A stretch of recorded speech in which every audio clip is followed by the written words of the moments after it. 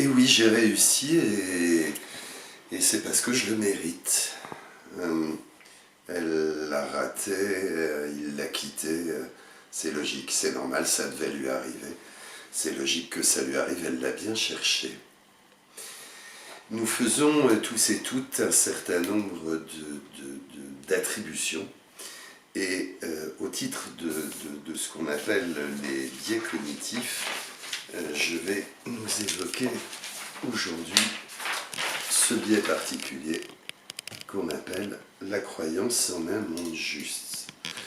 Les plus fidèles d'entre vous ont vu la vidéo que j'ai consacrée il y a 3 ans maintenant au biais cognitif et j'évoquais brièvement la croyance en un monde juste. J'ai envie de la développer un petit peu plus, cette croyance en un monde juste, ce biais cognitif d'attribution, cette distorsion du jugement, de la perception qui nous amène à faire des attributions comme les attributions suivantes pour ce chef d'entreprise qui a réussi et qui a réussi à la force du poignet, constater la pauvreté autour de lui et dire c'est normal, ça veut dire qu'ils n'ont pas fait les efforts nécessaires, c'est de leur faute s'ils sont pauvres, ou bien pour cette victime de viol, les témoins ou les jurés ou monsieur et madame tout le monde qui se dira sans doute, dans une certaine façon, elle l'a bien cherché, elle l'a provoqué, elle n'aurait pas dû sortir dans cette tenue.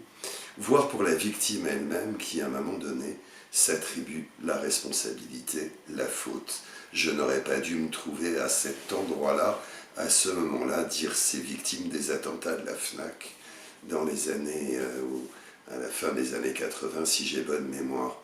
Nous faisons donc des biais d'attribution, et plus spécialement celui-ci, la croyance en un monde juste. Alors, comment expliquer que nous cherchions une raison, un sens à un certain nombre de faits, y compris pour cette personne qui faisait ses courses à la FNAC rue de Rennes, à Paris, et qui, dans une certaine mesure, s'attribue la responsabilité d'avoir été victime. On peut penser d'abord qu'il y a ici un besoin de sens pour les événements et des événements qu'on ne contrôle pas. Peut-être même un besoin de justice. Si les choses sont réussies, ou si j'ai réussi, c'est que je le méritais. S'il a raté, c'est qu'il n'a pas fait les efforts nécessaires. Besoin de sens, besoin de justice. Et il y a eu en fait, depuis que Melvin Lerner, en 1980, nous parle de ce concept de croyance en un monde juste, il y a eu de nombreuses expérimentations dans ce domaine sur le viol, sur les violences, sur la maladie. Et on va rendre responsables de leur maladie des gens au motif qu'ils seraient obèses ou qu'ils mangeraient mal ou qu'ils prendraient trop de sucre ou je ne sais pas encore quelle raison. Il n'y a guère que sur le harcèlement que les expérimentations nous montrent que cette croyance ne fonctionne pas. Mais pour l'essentiel, elle fonctionne. Alors, qu'est-ce qu'on a? Quels sont les avantages de cette croyance en un monde juste? On peut penser que tout d'abord, ça nous donne un sentiment de contrôle. Si je fais les efforts nécessaires, si je me mobilise, alors je vais réussir. Mon projet a du sens. Ça permet du même fait ça nous permet de nous projeter dans l'avenir.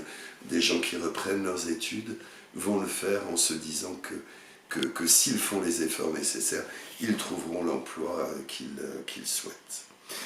À l'inverse, on peut penser que bénéfice pour les personnes, je me sens moins coupable, je me sens moins inconfortable, et en même temps ça permet de faire, on peut par exemple passer devant un SDF en se disant après tout, il l'a bien cherché, et je vais me sentir moins inconfortable d'aller bien, moins coupable d'aller bien. C'est un bénéfice pour moi. Et en même temps, sans doute, ça m'évite ou ça limite mes comportements de solidarité aux autres. Et puis là où la croyance en un monde juste ne fonctionne plus du tout et paraît problématique, c'est lorsqu'une victime s'attribue sa faute. C'est comme lorsque les témoins le considère comme responsable. Là, il y a abus, certainement, et ce biais cognitif, s'il nous est utile, doit nous inciter à être méfiants.